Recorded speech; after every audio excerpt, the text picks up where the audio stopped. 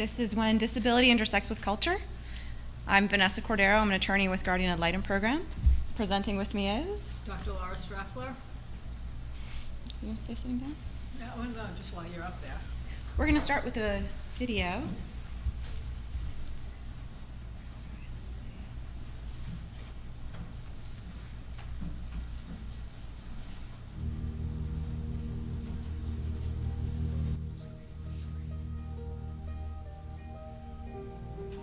Can you hear? Can you shut the lights off? Can you shut it?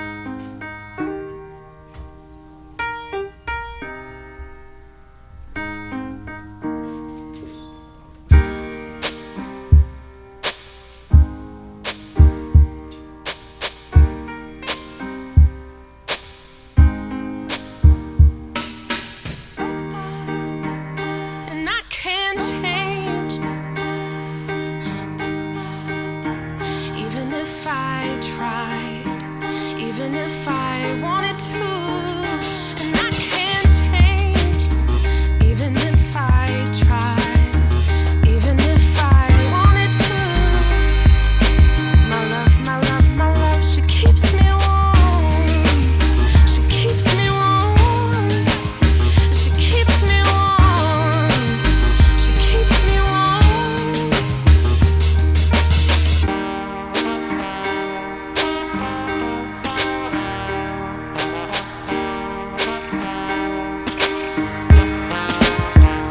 And I can't change, even if I tried, even if I wanted to.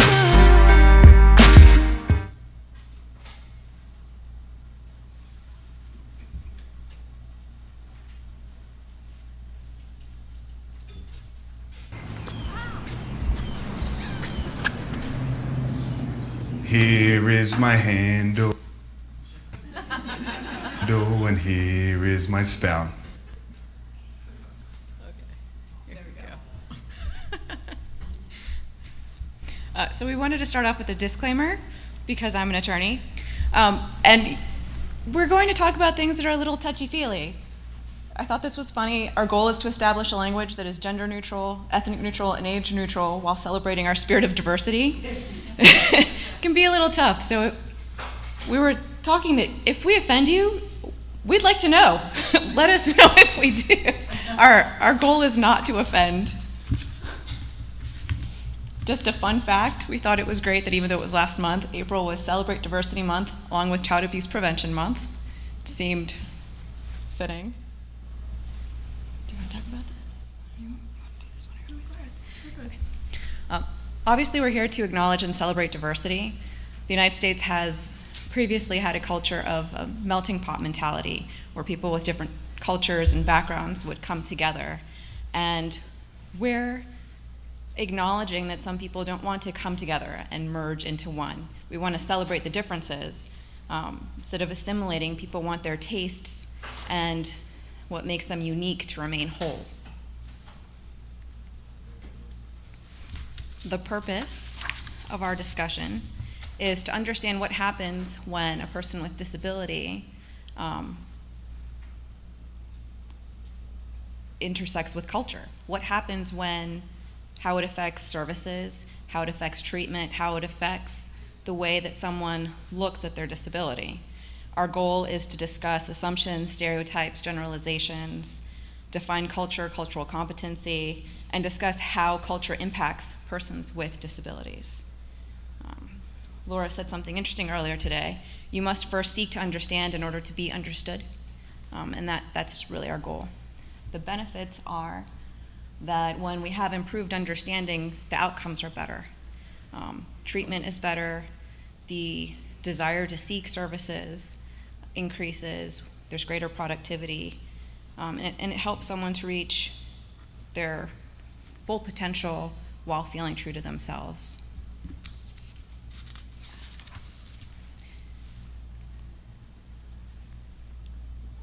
We kind of talked about how culture affects the treatment of disabilities. We have a lot of slides, and we only have about an hour and 15 minutes, so you will see some slides with a child with their hands over their eyes. Our goal is to provide you with the information. It should be online if you need it, so that you have the full resources. But we are going to skip through some of the slides. We did want you to have the information to go back and look at.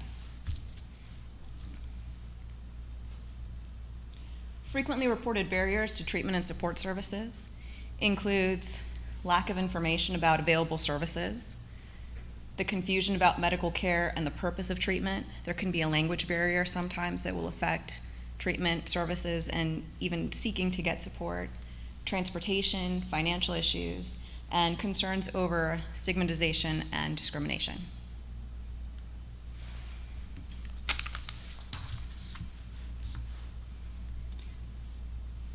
We're going to move on to the culture portion.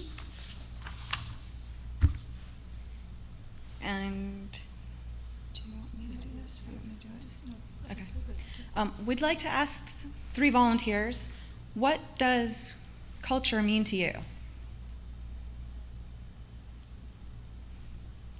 Anyone? That's why we're Come on, here, don't so be we shy. Yes, gentleman in the black shirt.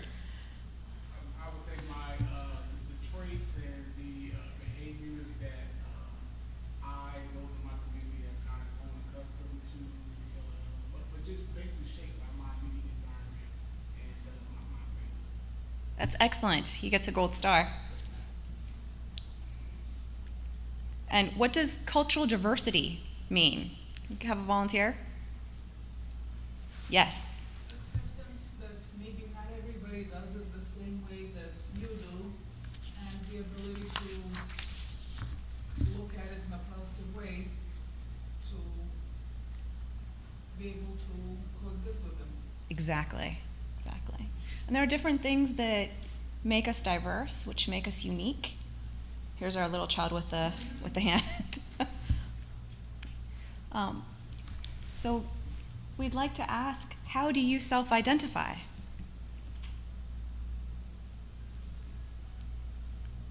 You ever thought about how you self-identify about yourself?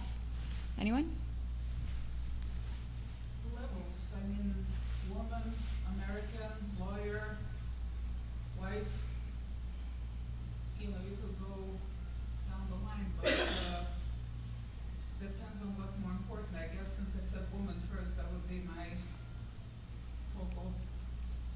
That's great. There are different levels, exactly how you stated. There are dimensions of diversity. Your personality is made up of your internal dimensions, and then external dimensions, and then organizational dimensions.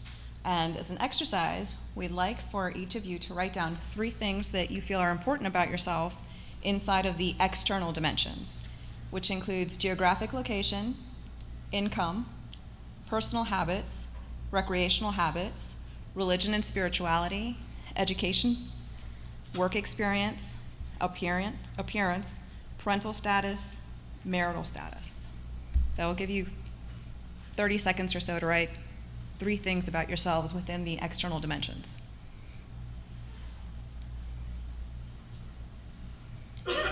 And really, the first 3 things that come to you, don't scan through them, just the first 3 things, those are the things that are the most important to you.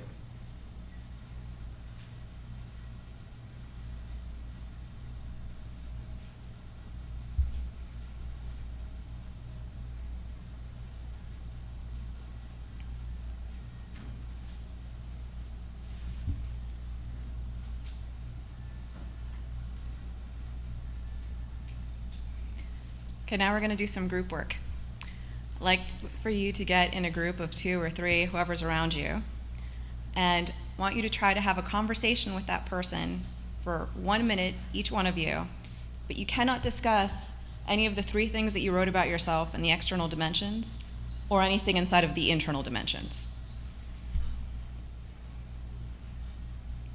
Please speak, please share.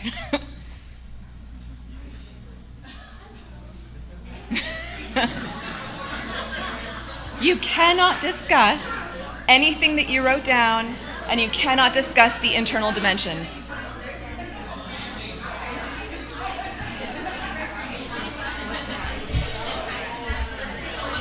I forgot to say if English isn't your first language.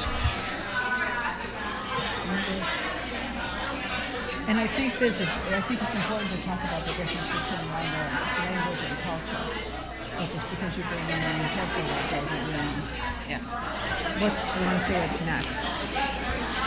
So competency. What does that say? Bigger font. Yeah, I just changed it. We're going to skip through those. We're going next to your talk. So stand right here so they can see you.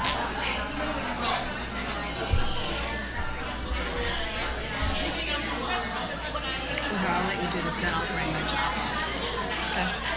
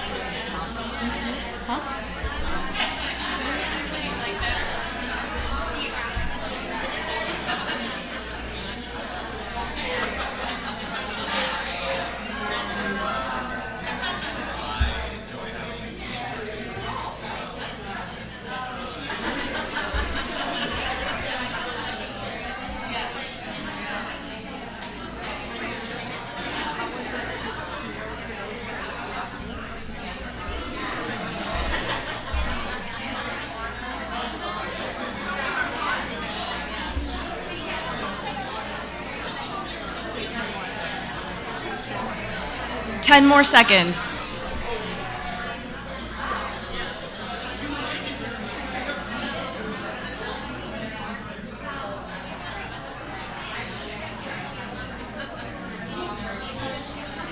Okay, we're going to resume.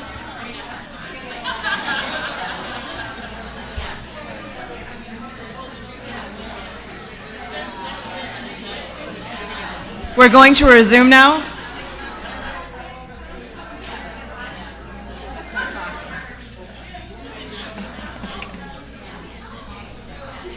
How easy was it for you to talk with someone without discussing anything in the internal dimensions or anything that you felt was important to you about you in the external dimensions?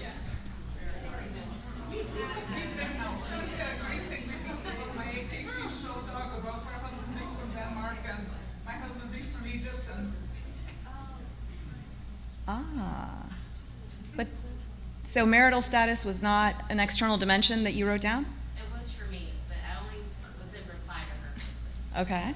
I didn't bring it up when I And we talked about where we practice, but I had a lawyer, but she didn't, so.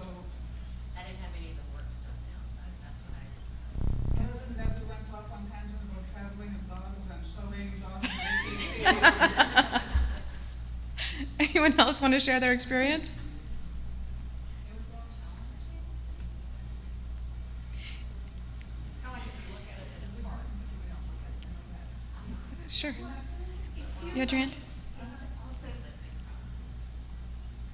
I mean, I learned a lot and shared a lot, but only on one small part. And so, you know, I would hope that that isn't how she remembers me or her. I mean, there's, Did you feel that the other person had a true understanding of who you were and what you were about? no, that's what I'm saying. I mean, that one little piece. When we discussed this exercise initially, we considered asking that if you spoke another language, to only be able to do it in that other language, to add an extra element. Okay, we can do that. This is just an example of what it's like when you don't feel comfortable sharing about certain parts of your personality, or you feel like it's discriminated against, or it would be some kind of social stigma. How do you get to the other side? You are on the other side. What you see in yourself, you see in the world. And I think perception is really important. How many of you, when you saw me standing up here in this, thought, you know, oh, look at the hippy-dippy chick? Maybe in the back of your mind kind of thought, well, she's a little non-traditional. Now if I come, hold on, kind of do this, excuse me, do the little superwoman. We don't have a phone booth, but you know, and you see me now, can you see me now? And you see me in a suit, does your perception changes in the way that I'm presenting myself? Do I look more like the principal now? No. The old lady with the short hair, I look like the principal. But the presentation, and I think it's very important to not only look at the way we look at our clients and our coworkers and everybody on the planet that we intersect with, but really how they perceive us. And I think that the message of, Keep going. oh, you can't hear me? Oh, thank you, sorry. I guess I lied when I said I was loud enough. The message, sorry, now I'm still on the microphone. The message of how our clients perceive us, especially if we work in the system or they perceive us as part of the system, we're already coming in with what they perceive to be a cultural norm and perhaps a bias. And I think it's very important to not only look at the way we're looking at clients, but perhaps the perception of what we're showing them and how they're going to perceive us. I was telling Vanessa's story this morning. I was working with a kid, an African-American teenager who lived in the projects. And I went in because I was working with teenagers arrested for domestic violence or other types of violent behavior. It was about 10 years ago. And I walked in, and he wouldn't talk to me. He's just kind of staring there, looking at me, and had his little mood and his toot on him. And I looked at him and I said, "You're looking at me thinking, what do you know about my life?" And he just looked at me and he said, "That's exactly what I'm thinking. You've been doing this a long time, haven't you?" And at that point, I'd already still been doing it 15 years. So really I'm big in the elephant in the living room, but really acknowledging that, yeah, I walk in, he's looking at me like I can't possibly get it. I'm older, I'm white, I'm educated, thinking, you don't understand me, you can't get me, your life is so different. So it was really important to let him know before we even started that, yeah, I do get it, and I want to get it, and what I don't get, I want you to teach me, rather than assuming because I understood him, that would be enough, and that he would get me. So I think, looking at diversity, not only understanding your client, but really knowing that there might be some, not so much bias, but misunderstanding, or them having perceptions about our beliefs and where we come from as professionals as well. Go ahead. Let me just move out of the way. We're going to talk about safety planning. Say it again? Safety planning. Yeah. When we, does this one work? Yeah. When we talk about the cultural iceberg, we talk about the things that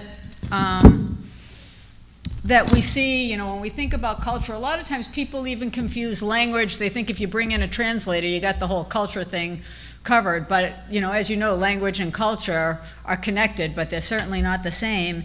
And the things that we know on the surface about culture may not be enough. It's really the underlying. And this really comes with those of us who work with abuse and neglect. For 25 years, I've been working in domestic and sexual violence. I specialize in trauma, domestic and sexual violence, and child abuse. I'm an expert in family violence. And one of the things that I do a lot of is safety planning, assessing lethality and safety planning. And years ago when I used to do it, the thing we used to tell people is, oh, you just call 911. But one of the things that I've learned is, I have to say, is calling 911 even an option?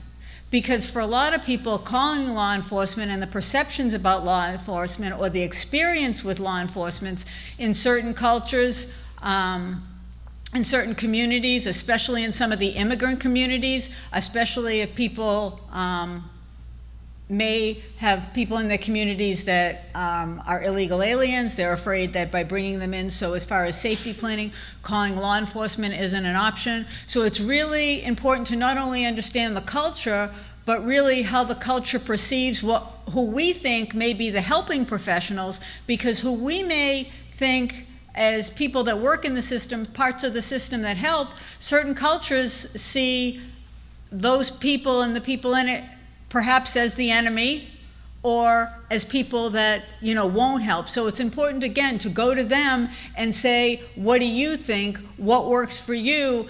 Is this even an option? Because it makes logical sense to us, doesn't mean it's going to make logical sense or even illogical sense to our clients. So it's really important to understand that, even with something as simple as injunctions. One of the things that I see all the time is people saying, well, you have to go get an injunction, or this is going to happen, or that's going to happen.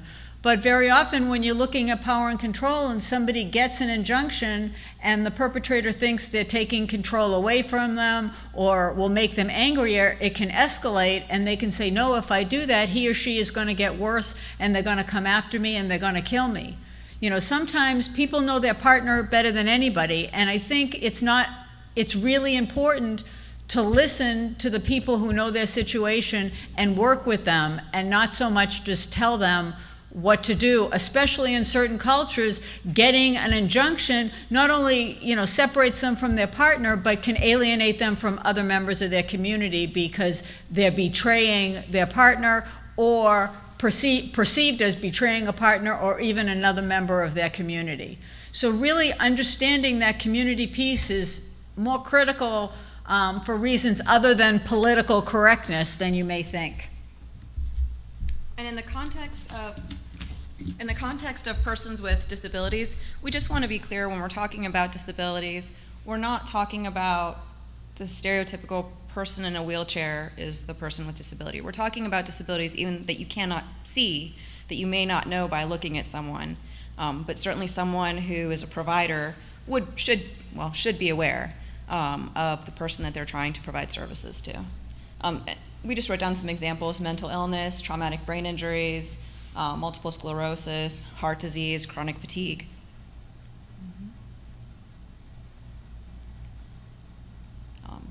And I'll just throw it out there. Can any of you think of any other disabilities that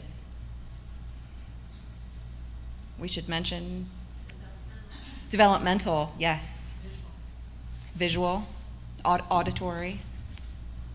Oh yeah, we did put hard of hearing. I'm sorry? More like processing, not just hard of hearing, but the ability to process. Yes, thank you. Things like COPD, Mm-hmm. chronic obstructive pulmonary disease, and there's such a myriad of mental illnesses, and what does that encompass? Everything from depression, bipolar, schizophrenia, ADHD, so many different nuances there. She gets like a golden cookie. She's doing great. Thank you. Cultural views on disability.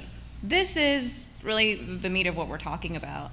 There's different perspectives based on your culture that will affect how someone perceives a disability, whether it's yours or whether it's someone else's.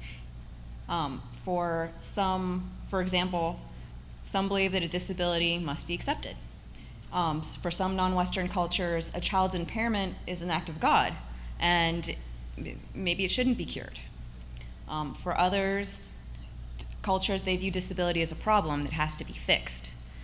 So it depends on how you view disability to determine how you're going to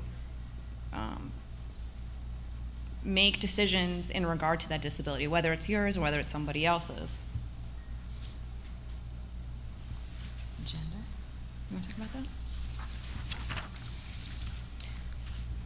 Among the disabled, persons with disabilities, gender is an issue that someone who's disabled may be affected by it. For example, women with disabilities are at greater risk of sexual and physical violence and abuse. They're described as doubly marginalized on account of their disability and their gender.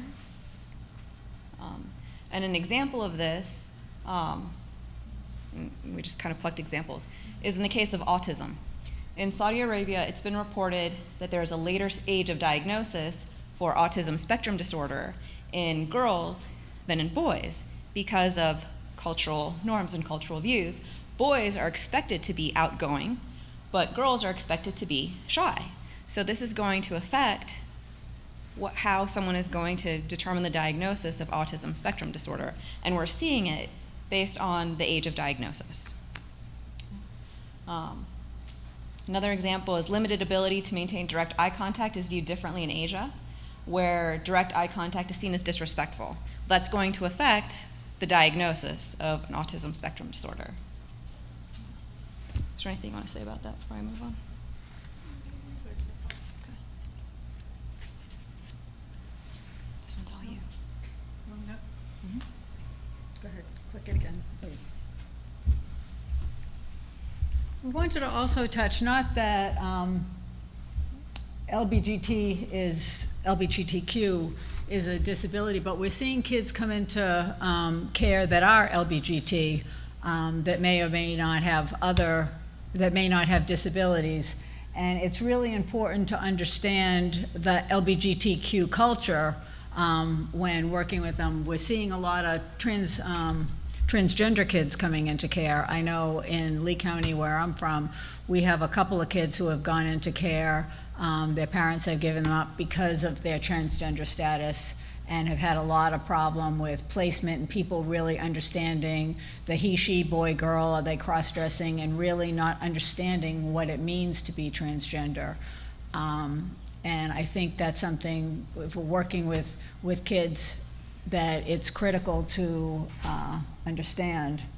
You want to kind of just go to the, as far as some of the, well, we kind of, I guess we switched out of the LBGT, which is lesbian, for those of you that don't know, I'm hoping you all do, but it's lesbian, gay, bisexual, transgender, and questioning. A lot of kids questioning, they don't know if they're gay or straight or they're bi. There's a lot of times kids really don't understand their sexuality. Bisexual, where they are attracted to people of both the same and different sexes. And it's important to understand that kids that are transgender are not, that have a gender identity disorder. It's not a sexual disorder, and there's a lot of misperception about that, that it's more of a sexual thing than a gender thing. There's a really good book called Raising My Rainbow, written by a mom of a young transgender girl who was born male, also has a child, another son that I believe is like a year and a half older. I read it a couple of years ago. Brilliantly written. I mean, probably, you know, the highest functioning parents, according to the book that I've seen, that really talks about, you know, raising a transgender child, really understanding what's going on. A lot of times when children are very little, they confuse transgender and gay and what the difference is, and bringing presents. It's like, should I bring girl toys or boy toys? Or, you know, everyone brings art supplies because it's the most gender neutral toy they can bring. But really letting kids know that there's nothing wrong with being lesbian, gay, bisexual, or transgender, and that is a culture and not a disability. But a lot of the kids get the message that there's something wrong with them. It's important to look at the perspectives, the messages that we're giving people about disabilities. As far as the Western medical model, it's considered very often a physical or a mental health condition. It's an individual condition. It's a chronic illness, or it needs fixing. You know, as a therapist, people come in to see me, and a lot of times they, you know, say they want to get fixed. You know, and I always say, well, I'm not a vet. If you want to get fixed, you need to go to a vet. You know, if you've been traumatized, I can help you heal, but, you know, you don't need to be fixed. You're not broken. But it's really that our modern, our Western medical model is, if you don't fit in a certain norm, then somehow you're broken and you need to be fixed. Where the cultural model, as opposed to the general medical model, is that it's a spiritual condition, it's a group condition, you know, kind of that it takes a village, is a time-limited condition, and we just accept it and work around it, you know, with the focus on the able of the disability, not the dis part. We're not dissing them, we're focusing on the able and just kind of figuring out how to make it work. Cultural views on disabled children.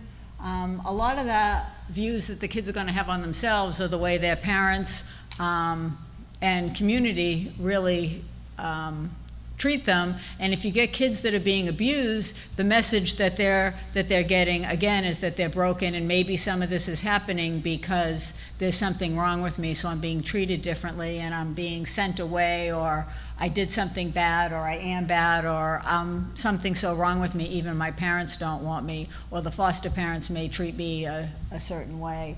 Or when you have the unfortunate foster homes where they have biological children in the homes, and the biological children are treated one way and the foster children are treated another way, and then you have the child with some physical or mental health challenges. I like to think of them more as challenges than disabilities. I personally am not a big fan of the word disability, but that's my stuff. The culture, whoop, there it goes. Our legal and professional institutions and other cultures may define disabilities differently, and it really something that may be considered a disability in our culture, somebody else, another culture may look at as more integrated. When it comes to treatment, I think, again, understanding the culture, because you can't understand a person without understanding their culture. People that think that they say, you treat domestic and sexual violence, but do you treat, that's actually how I started working with transgender clients, because I was doing domestic and sexual violence, and what was I gonna do with the transgender client? Oh, sorry, I don't see your kind. I only deal with domestic and sexual violence. I'm not a transgender therapist. No, I can't do that. So you learn you have to treat the whole person. So, I'm like, back in the day, I said, I don't really understand a whole lot about transgender. My teacher was a client who was 50 years old. I said to her, you're gonna go through menopause before you even transition. She was a 52-year-old vet vet being a veteran, not, the doctor that I'm not fixing people. That she was the one that taught me. I worked with her for 2 years. She had been sexually assaulted in the military, and then because she was trans, she was sexually assaulted, and she was in a wheelchair because she had been shot in the back when she was in service, and he got the Purple Heart, she didn't, so she didn't get it. Same person. So it was really about treating the whole person, and with all kinds of cultures, it's important to understand the whole culture and where they come from, because like the gentleman over there said earlier, it's about your beliefs, it's about your support system, it's about your values. My favorite part, anybody want to take a clue what my favorite part is? It's about the food.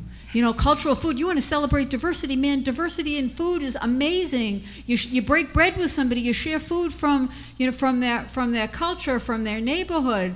It's a great, bonding, and you sit down and you let them teach you, but you can't understand the person without understanding the culture. And we're not treating diagnoses, we're not treating just abuse. None of the stuff that we talk about occurs in a vacuum. We have to look at the whole picture. Otherwise, that tunnel vision stuff, it's not so helpful. Go ahead.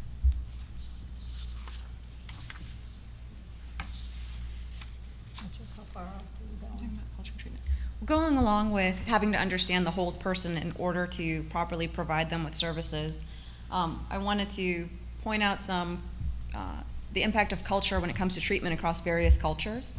In some Southeast Asian cultures, a shaman, a healthcare and spiritual provider, is called on to perform healing and preventative services. So the notion that a doctor would do it in the medical garb, or a therapist, it's not something that they would be comfortable with. Yeah, that's why I have my hippy dippy jacket. So even this goes to the assumption of, while people may have assumptions of a person who has disabilities or challenges, they may have assumptions about the person who is supposed to be providing them with services, and we need to keep that in mind. Wait, and I do need to interject. When I made the hippy dippy shaman jacket, shamans actually are very big deal healers, and they're very credible, very good healers. So to say that's kind of that kind of just to brush it off as that hippy-dippy wacky stuff. It's not. And it's a very real alternative in many cultures. Sadly, there are some who only believe in using the Western medical model when it comes to providing services, and it can be difficult to integrate other cultural views on providing services. It could include maybe something more collaborational, like including a shaman in treatment in conjunction with therapy, or whatever service the person with disability requires. And by integrating the multi-systemic model of in bringing in a shaman also is going to give the Western professional some credibility in different cultures, because if you're accepted by the shaman or somebody in their tribe or important in their culture, that's going to go a long way with the community.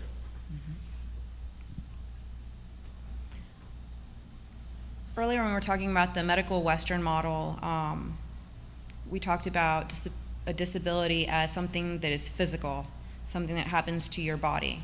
And there's cultural belief that disability is a spiritual condition. It has to do with a gift from God. It could be a punishment. We talked about the cleft palate example. Yeah, I had worked with, years ago, I worked with a gentleman when I was doing family preservation, and he and his wife had twin boys, and one of the babies was born with a cleft palate. And the mom was so upset because she believed it was her fault. What did she do wrong? Did she eat something wrong? Did she do something wrong in her life that God was punishing her and gave her a baby with a cleft palate? She blamed herself for the baby being born with a cleft palate. There's also perception in the Western model that disability is an individual condition. This person has X disability, and so we need to fix this. They need to go to the doctor. They need to do this, and in some cases they're even isolated. But there's also the belief that it's a group condition, that person is not solely responsible for the occurrence of the disability. And it goes back to the example of the cleft palate. Maybe it has to do with the spiritual condition. But the belief is that family members share the responsibility of the occurrence of the disability in the family, which is a different way of looking at it. You talk about this, or where are you going? An example is that, and again, this is a generalization, like I said earlier in the disclaimer, traditional Confucian beliefs, such as those held in China, value an accepted family hierarchy. And everyone is supposed to behave in accordance to their status in this hierarchy. So they may find it shameful to disclose to someone outside of the family the inner workings, the private stuff that's going on in the family. So this will affect whether or not someone who's born into this family who has a disability is going to seek services. So this is something to consider when they are getting services or if they're not receptive to services.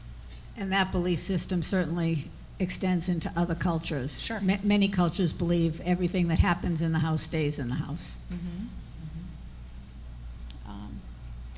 And going She had a question. yes. I was just gonna say, I'm from the Panhandle, and the biggest culture that we deal with up there is redneck, Southern Christian, the way we did it was fine, and, I came out fine, even though my parents beat me with a switch. And the same with disabilities, we'll hide it, or if we don't get treatment for it, it doesn't really exist, it's not really a problem. And sometimes we don't look at that kind of culture because it's not foreign, it's American, it's Southern, it blends in a way, and so it's easy to overlook as a cultural issue. Well, it is a culture. Any, any group of people that has kind of has those, special, kind of has its own language and its own behaviors and values, and kind of people connect in that way is a culture, whether it's a culture or a subculture. I mean, people look at gangs and they call it the gang culture.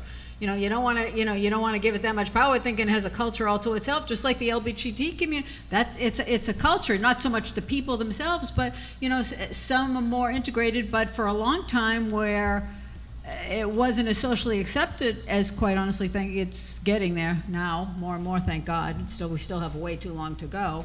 But that they had to be somewhat separate a lot. So there was almost a culture within the culture. So I think that's very true.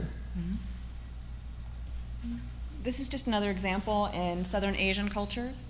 A girl is expected to be like her mother, and a boy is expected to be like his father. And when this doesn't occur, it's a disturbance in the natural order of things. And this probably ties into the LGBTQ issues as well. And the level of acceptance, and this feeling of being concerned that they're going to be isolated or rejected by people within their community. Well, yeah, I think a lot of it's the gender culture of boys have to, and also that boys are supposed to play sports and, have nice cars, and girls are supposed to play with dolls, the gender culture, that girls are supposed to play with dolls and wear princess dresses. There are a lot of stereotype norms, which I think it's really important, and this goes to why it's so important to understand culture, because people's culture are their norms. And when kids and even parents come to see me, they want to know if they're normal. I think, who am I to say what's normal? But then after I think, well, normal is what you're used to. My definition of normal is what you're used to. For some people, normal is healthy. For some people, normal is not so healthy, especially a lot of the families we deal with. Their normal is not healthy. And not because of their culture, but because of the abuse and the neglect or whatever else is going on. So it's really important to understand the culture, like I talked about before, the whole picture, because that's their normal. And you have to understand their whole frame of reference and what's normal to them. Yes. One thing I'd like to say is we can't assume that somebody, in your presentation, you're talking about South Asian culture, Southeast Asian, Chinese, people who look different from us, like you're in the Panhandle. But there are a lot of cultures that have very similar beliefs and very different beliefs from the American norm, who look exactly like the typical white American would. Eastern Europe, for example, I have a friend, mental health is seen as a stigma on the whole family, because they believe it's hereditary. So if I'm crazy, you don't want to marry my son because he may be crazy and you're going to have crazy children. So the mother was going through some difficulties, my friend's mother was going through difficulties with depression. She started consulting a Roma fortune teller because she felt that it was like a shaman. It was okay to talk to her. And my friend was going crazy, now she has to see a counselor, and I'm thinking as long as she's talking to somebody, it's probably okay.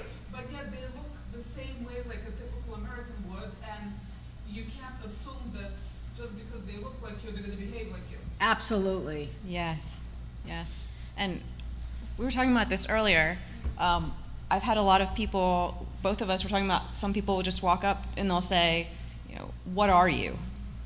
And as if that's supposed to not be completely insulting. Clearly I'm very fair, and I'm Hispanic, and a lot of people will say things to me like, oh, well, you don't look Hispanic, you can't really be Hispanic, or something like that. And it's true, you cannot make a generalization or a stereotype based on what you see. And I have the exact opposite. I had, when I was with DCF, I'm with JAL now, but I was actually prosecuting the case. I went to get some coffee, and comes the parent's attorney with his client, and they're talking in Spanish in front of me, and I had to go to them and tell them, hey, look, I understand you, stop.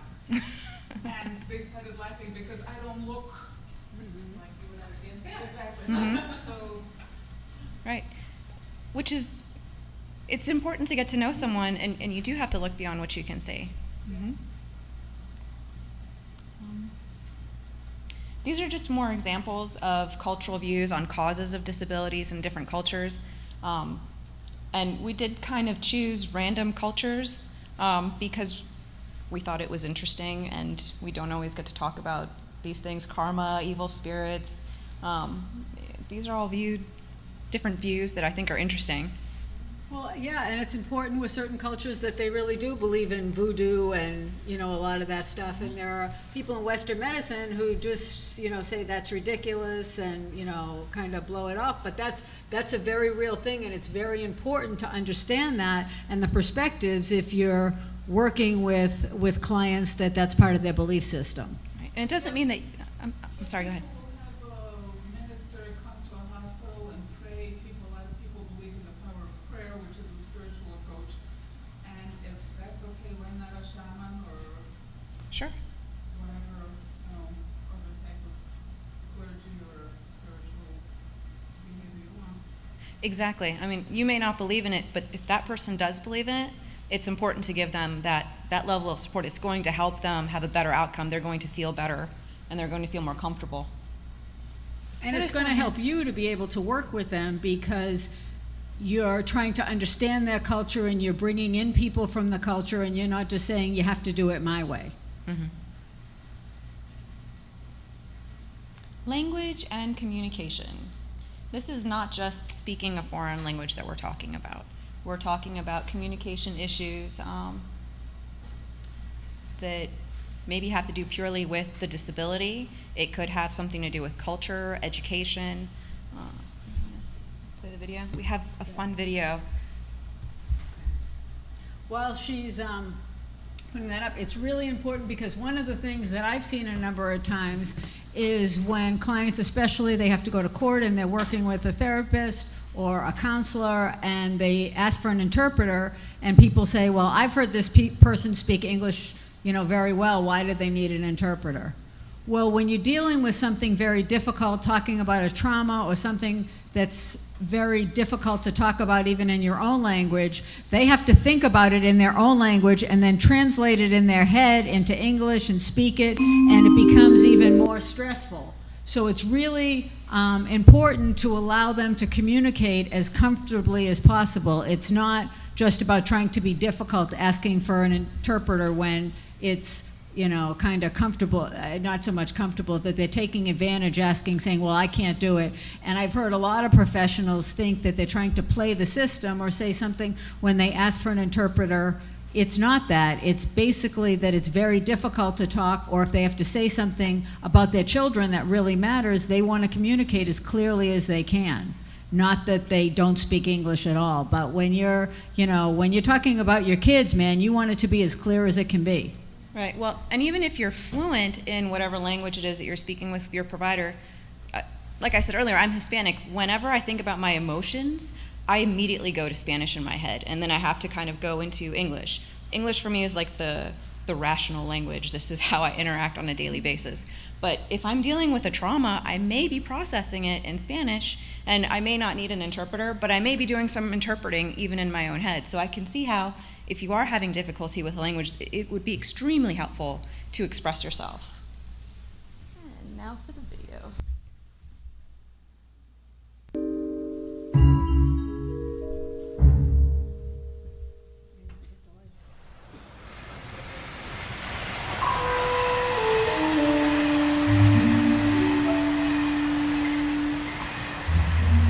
Excuse me? Hello? Hey! I'm a human being. If you don't want to help, at least say so. Hello, I am deaf. I may have trouble comprehending you. Thank you for your consideration. Usually, I'd read your lips to understand you. Oh.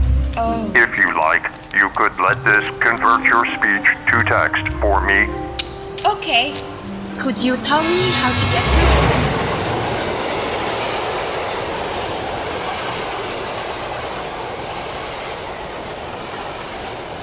Want to try again? Attention passengers. All is well. Thank you. Low power shutting down.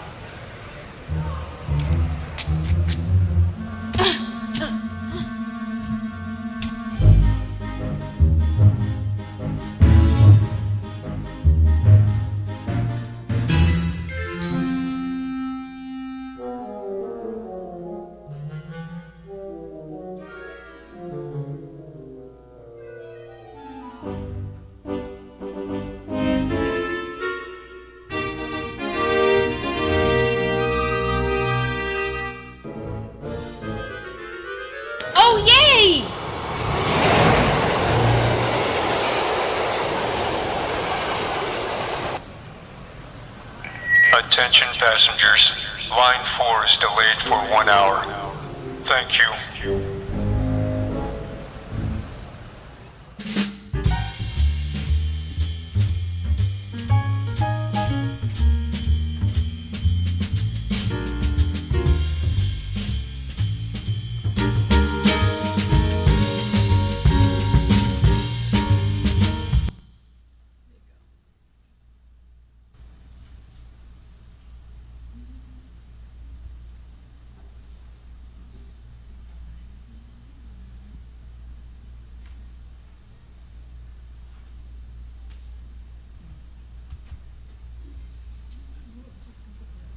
Little technical difficulties here. I don't think so. Sorry, this isn't our computer.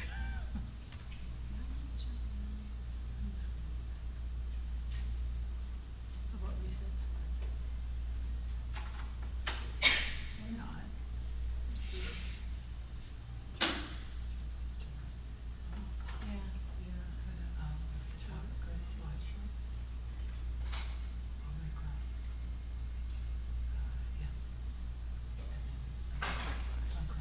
Thank you. Okay, failure to communicate. Did you find anything interesting about that little video?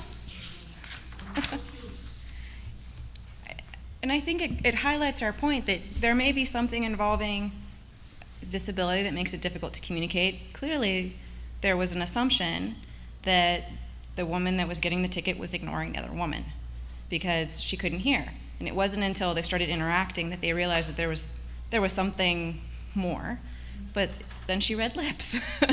So it was a problem. But I think it's important that neither one of them stopped being who they were. They accepted one another, and then they were able to communicate effectively.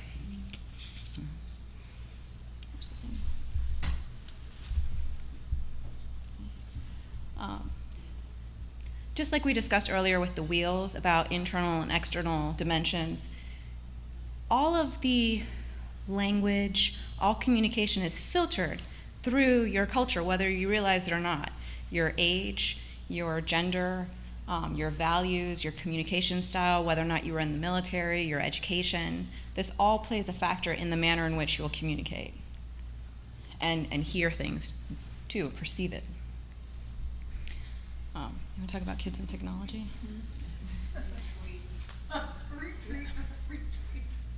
We added this, and we thought it was important to talk about this because what's happened is technology has become, with the kids, is a culture of its own. And, online support groups and kids talking and texting and parents and everything is online, and Snapchat and accounts that it doesn't count, and Facebook and, all the different technologies. And really, when you think of the technology, the culture of technology, a lot of us, so some of you are a little bit younger, but a lot of us, we're the immigrants, and the kids, they're the natives. It's funny, as a matter of fact, today, when I was waiting for, right before lunch, I got a call from one of the news stations. They wanted to interview me to talk about Facebook apps. No, I'm sorry, not Facebook apps. Counseling apps, that kids were getting counseling through apps. And I said to the reporter, I said, well, I'd love to do it, but I'm in Orlando. You know what he said to me? Well, can you FaceTime? So we live in a whole new world, and it's a different culture. So I said, sure, and even though I'm old, I understand technology, because it's not the future, it's the present, and whether we like it or not, which, technology was not my BFF, but you have to adapt, and it's not my choice, but the culture and what they needed, that's kind of where we've gone. And with a lot of kids, and some families dealing with technology and cyber support systems and FaceTiming and talking to you, the lack of intimacy, sometimes when you're behind the screen, it's not so scary. It's very real, and the culture of technology is a very real culture. The other thing, and at first I thought it was kind of a joke until I hear more and more of it, I hear so many young couples talk about when they lay in bed next to each other, they text. Because that's how they communicate, that's how they're comfortable, that's their native language. And they text, we've probably all been, in the other room or upstairs or downstairs or far away and too lazy to go in the other room, so you send a text if your phone's right there. But I'm talking about people who communicate on a regular basis, texting, and that's their language of choice.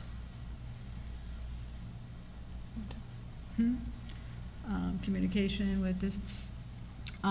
We talked about the ability to think, remember, and interpret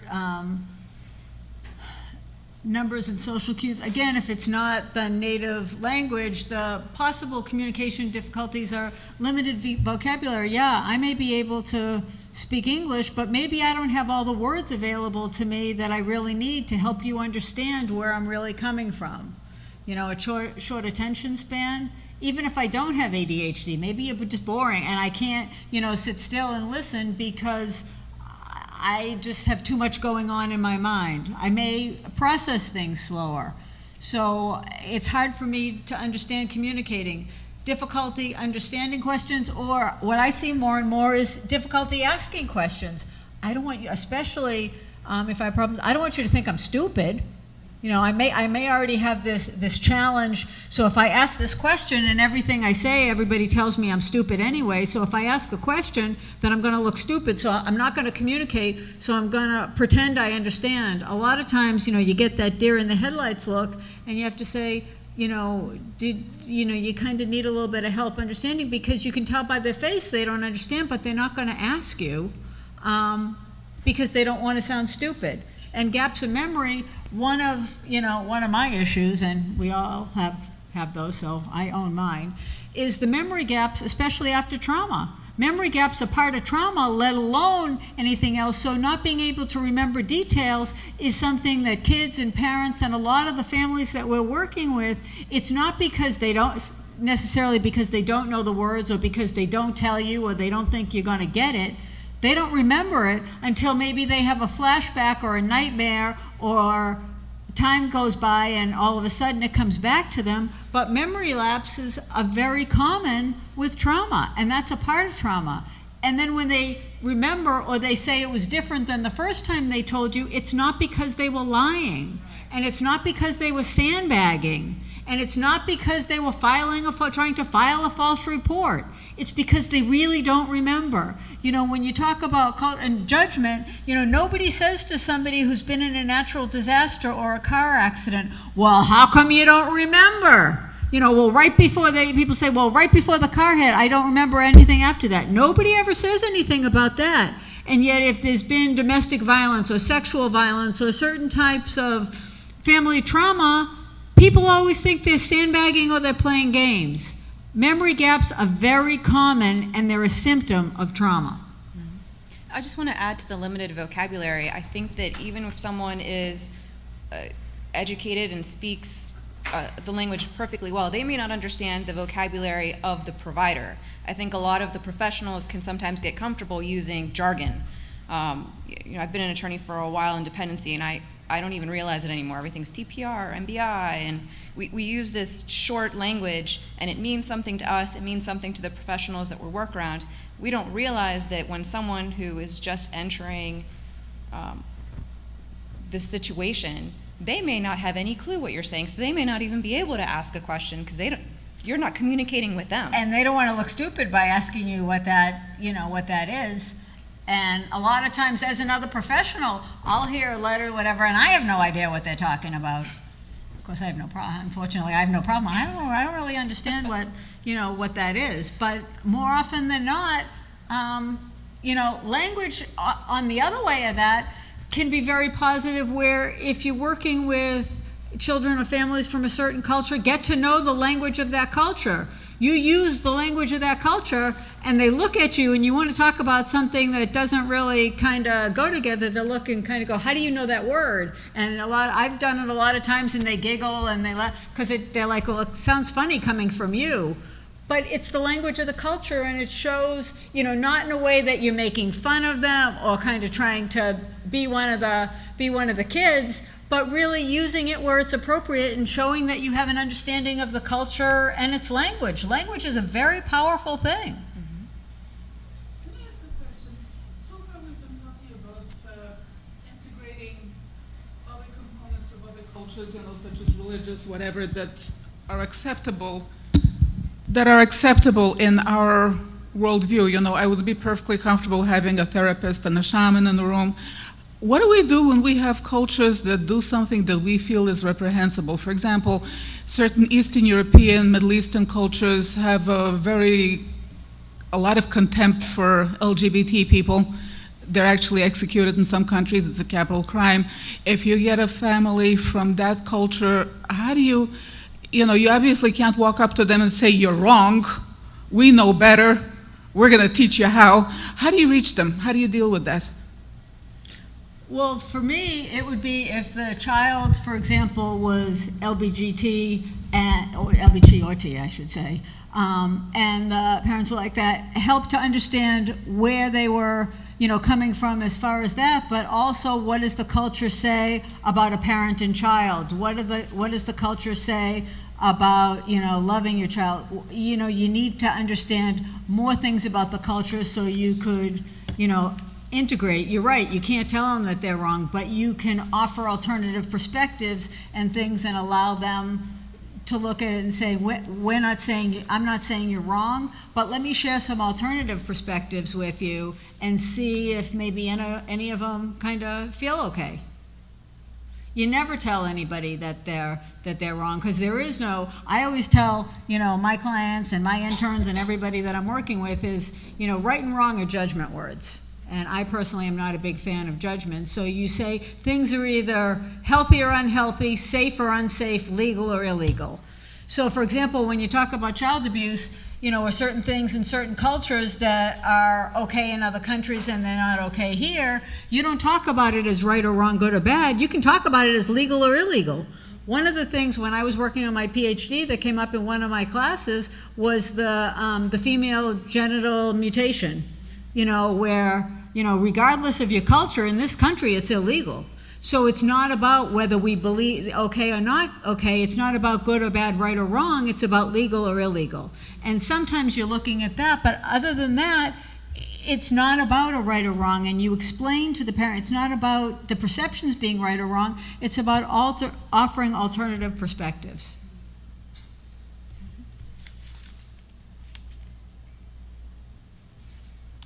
I'm going to skip through the education portion. And this kind of goes along with your question. What are some tips to overcoming the barriers? With language, we felt a little conflicted about this, but the use of a cultural interpreter wherever possible is helpful. We were talking about the difference between a certified interpreter versus someone who's not certified, and the impact of that in terms of not only understanding, but how you can use that information. Do you want to give the example? Yeah, as far as legally in court, if you don't have a certified interpreter, if you're using an interpreter, things can often be thrown out of court or said that whatever was said doesn't hold water. It's one of those loopholes that they can get out of. Also, I know the word is interpreter, but sometimes you need to know the difference between a translator and an interpreter, because I've worked with interpreters that really were just that. They weren't translators, they were interpreters. And they would kind of listen to what I said and throw in 6 or 7 of their own sentences and their own opinions, and that's something that can be very dangerous. The thing that I feel the strongest about, and I know this isn't about me and what's important to me, but where professionals use children or other family members, especially when talking as interpreters. To me, that's a form of child abuse. And to use kids, especially with their parents, talking about very sensitive issues. One, we would be upset with parents talking about that stuff in front of children. And to use children as interpreters is absolutely a big no-no. Tell your HIV story. Oh, I'm always telling her to tell stories. Back in the day, which to a teenager was the day before yesterday, but back in the day when HIV was first really coming on the forefront and the people from the health department were going out in the migrant communities, we didn't have the cultural sensitivity with interpreters that we have now. And one of the things that I saw ad nauseum were Department of Health workers using, I'm remembering one in particular, a 5-year-old, to tell the dad that the mom had HIV that the dad had given her because of all his sexual escapades, and use the 5-year-old to find out who was sleeping with who and what, and was having the child, because they didn't have any interpreters and the parents didn't speak English, so they would use the children as interpreters. I've seen it done in the school system. I've seen it done with professionals. When people come to see me and they want to bring their cousin or their, even a family member that's 127 and not 5 years old, my answer is absolutely not. Because it's not emotionally safe for them and it's not appropriate. And I believe in order to really have the most effective communication, to have someone be receptive, they need to feel safe. They need to feel like they're respected as a person and that they're being treated as a person, not challenge their disability. And the other thing you have to remember, Uncle Bob and Aunt Millie don't have the confidentiality laws that a certified professional have, and they're going to go back to that community, and now they know all sorts of stuff about the background, about me and my family, and I don't want that in the community, but they're not bound by anything but their own ethical conscience, and the truth is some people's ethical conscience is stronger than others. Do you want to add anything else about overcoming barriers? No, we got the face on that one. And are there any questions or comments?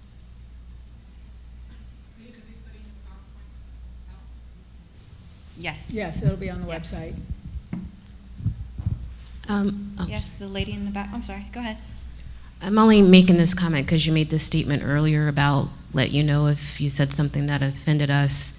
And I'm not personally offended, but I think it's a sensitive term to use, illegal alien, and that was said during the presentation. So just to keep that in mind.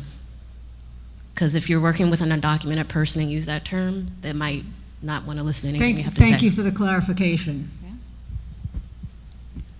In the back? Well, wait, I just want to, and I thank you for that, because I have, and, especially with the kids with DCF now taking victims of human trafficking, that's actually the term that goes, and undocumented is the word that I've heard, but it's been a little bit, so thank you for that reminder. And again, working with victims of human trafficking, they're still victims, and they're perceived more about their immigration status than the trafficking status, so thank you for that. Hi, I had a question about a portion of the presentation that you had earlier, which said that, disabilities to some cultures are an act of God and they're not things to be fixed. So I have a case that I work on that has a dependency case with a young child who they're assessing could potentially be deaf or have some hearing loss. Both of his parents are completely deaf and very big in the deaf and hard of hearing culture, that's not necessarily something that's a disability, but it's something to be embraced, and they don't use medical assistive hearing in any way. It's mostly sign language. How do you balance the cultural beliefs there with potential medical neglect to a child as far as giving them the accessibility to hearing aids and things of that nature? It's an excellent question, because there is a lot of controversy about hearing aids among the what is it called? Is it deaf community? The deaf community. And there's also I forget what it's called, say it again? The cochlear implant, which is seen as a rejection of others who have hearing loss or deaf. I don't really know that you can change someone. I think that you need to offer them alternatives and explain to them it's not a rejection of who you are. This is an opportunity. This is something that's available, and see if they'll try to look at it from a different perspective. And I'm sure that in the deaf community, there's probably generational differences too, where some may be a lot more receptive to the use of technology than others. Well, and I think it's important to understand, I've actually done a decent amount of work in the deaf community, and one of the things that's important to understand, especially generationally, where years ago there pretty much is the hearing community and the not hearing community, and the deaf community is very tight. And speaking the truth, I know that you're afraid that it's gonna separate you from the deaf community, and really just speaking that truth and talking about it. And I would have people from both generations, from the from the deaf community, talking with the family and about your concerns, and where it's not just you as the professional, but the community, and again, just offer information and options. And the truth is, that is an option. And if the idea of being excommunicated from the deaf community is significant enough that, sometimes that's a choice, and maybe when the child gets a little bit older, there will be a different choice.